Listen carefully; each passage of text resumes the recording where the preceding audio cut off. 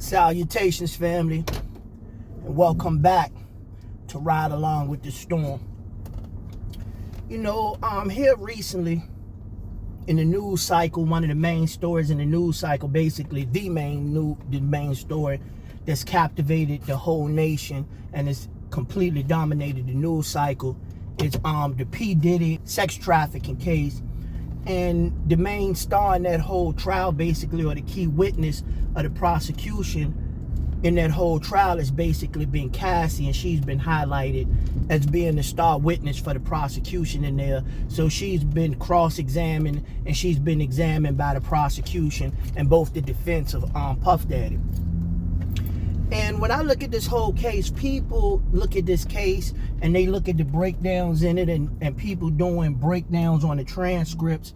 And I don't really see the case in the same light that a lot of people see this case in. I believe this story is a very cautionary tale, and I believe this story should be used as a cautionary tale to show young women a prime example of what not to go for and what not to fall for in a relationship and what not to be looking for. Out here now, you got on social media and you got a lot of women, and the only thing they're perpetuated with, the only thing they're captivated by, and the only thing they know about is transactional relationships, dealing with transactional relationships. And when you look at the relationship between P. Diddy and Cassie, it's very complex. It's not just on the surface of what's going on in this case. You have to go all the way back to the beginning. When Cassie first came in the entertainment industry, Cassie was an artist and the paramour of one Ryan Leslie. If you know Ryan Leslie, like I know Ryan Leslie, Ryan Leslie is a wildly popular musician. He's a wildly popular writer and producer.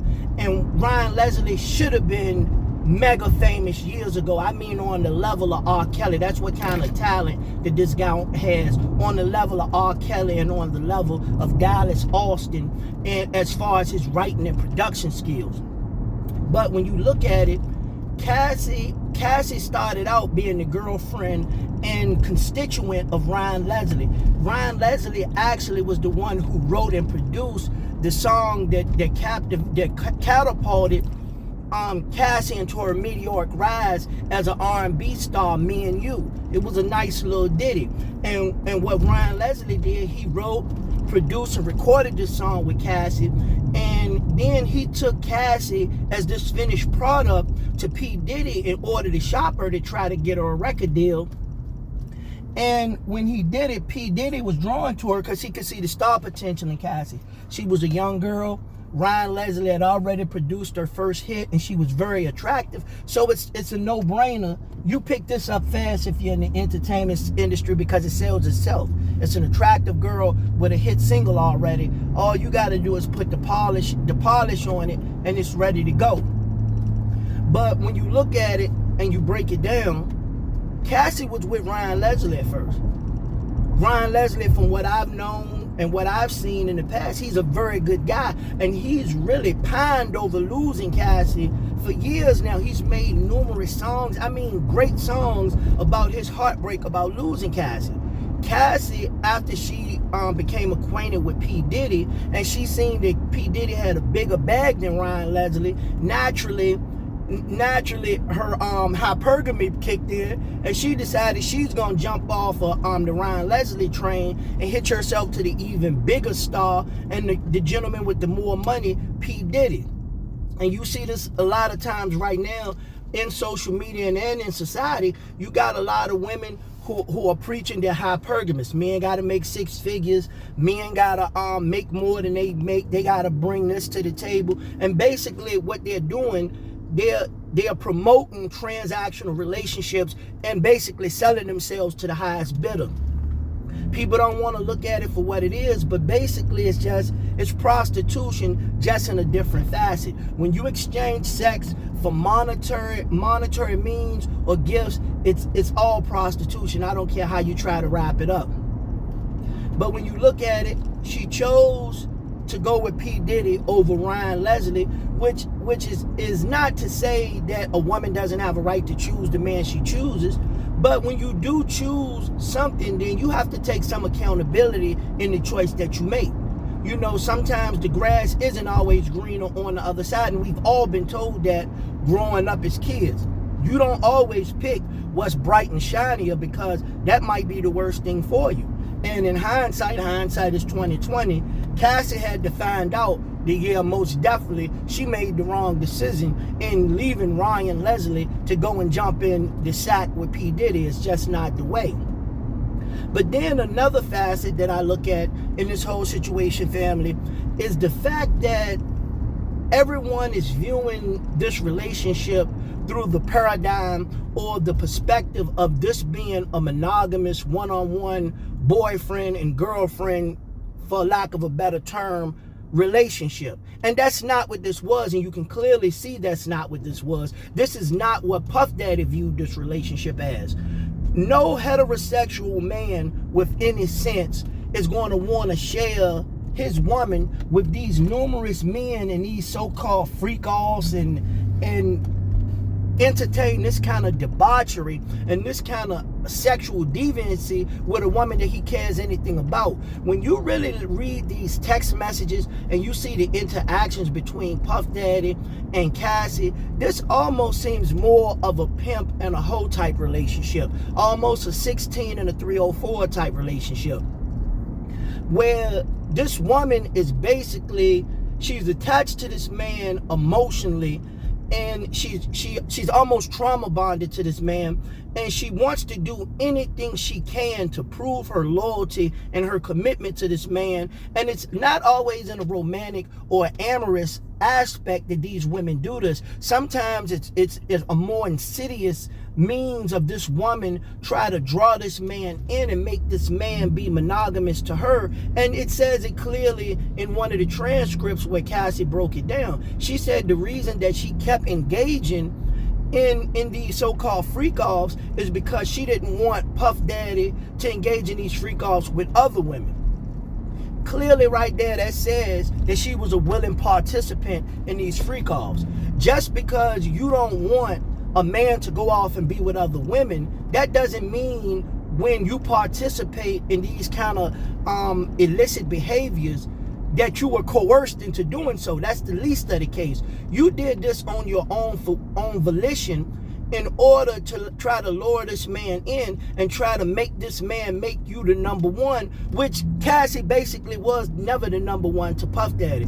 It's a myriad of things that you have to break down and you have to take into consideration. This is just not a cut and dry case of an older dude taking advantage of a younger girl. You got a lot of women out here now of all ages. They gravitate to these type of men, what they call high value men, or men who can garner large amounts of resource, and they have a certain status right now in society. You see on all these dating shows and all of these podcasts on social media, and these women have no problem with voicing their hypergamous ideology, but they don't want to take responsibility for the results of this when it does transpire. We see it all the time. A lot of women, especially in the urban community and the black community, they come up in environments where resources are very limited and resources are very scarce. And a lot of times the only access to men with high earning potential that these women come in contact with are men who engage in illicit behavior and illegal activities like drug dealing and scamming and stuff like that. And if you watch a lot of these women and you talk to a lot of these women and you know how they operate, a lot of these women have engaged in numerous relationships with these type of men throughout the younger years of their life before they've decided that that wasn't the most beneficial route to take. And then once they get to a certain age in their late 30s or early 40s, then they decide they want to settle down with a good man after they've had 3 or 4 children by these guys who gravitate to the street life instead of being upstanding citizens and trying to garner resources by legal means.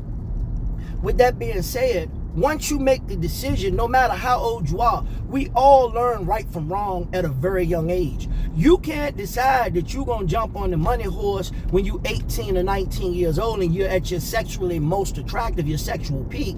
And then once you get played out, then you want to talk about you were coerced and you were groomed by older men because you were a young girl and you didn't have no guidance. No, that's not the case. You seen the shiny cars, you seen them fast money, and that's what you gravitated to. You gravitated to those guys who gave you access to that. So what you have to do then, once you see that everything that glitters isn't gold, and you see these kind of relationships aren't always fruitful as far as your well-being, especially your spiritual and your emotional well-being, then you have to stand up and take accountability for that, family.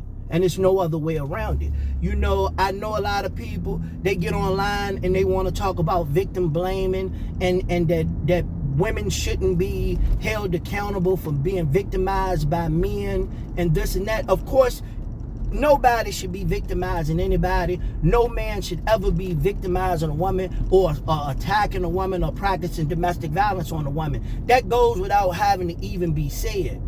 But you have to understand, when you put yourself in these kind of transactional relationships with a lot of these men who garner high resources and they have access to numerous women, a lot of these men, especially in the urban community, they have a lack of respect for women. They have a lack of respect for the feminine principle in general. These dudes are heavy into toxic masculinity. They're immersed in the street life.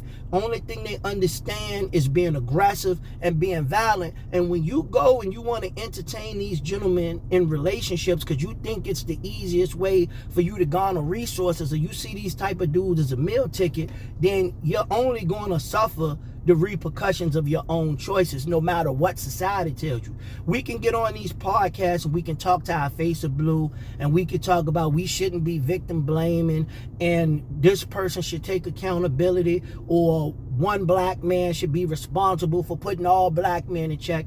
We can do that all we want, family. But when it all boils down to it, what we have to do is understand that these kind of things take place in society. We have to be concerned with our own well-being. We have to be cognizant of our own mental health. And we have to safeguard ourselves by practicing discernment in the types of people and individuals we engage with. A lot of these young girls, they engage with these men and they interact with these men when they're young. And then they want to say they were groomed or they were coerced into dealing with these young men. And these young women knew exactly what they were doing. And the main way that you know that they knew right from wrong is because they hid it from their parents. But, you know, family, jump down in the comments and let me know what y'all think about this. Chime in and let me know. When you look at it, it's just very tragic that this young lady did have to suffer what she did suffer at the hands of P. Diddy. But when you chase stardom and fame and you can't seem to pull yourself away from these kind of individuals because they do give you access to a certain level of stardom and resources, it's just really tragic, family. And when it all breaks down, it's hard to even fathom that someone had to go through this for real. But if you like this ride along with Storm, family, and you want me to do more of these, please like, subscribe, hit that notification bell, and join me for every episode of Inside the Eye of the Storm. I thank y'all for joining me again. I gotta run. I'ma holler at y'all. Peace.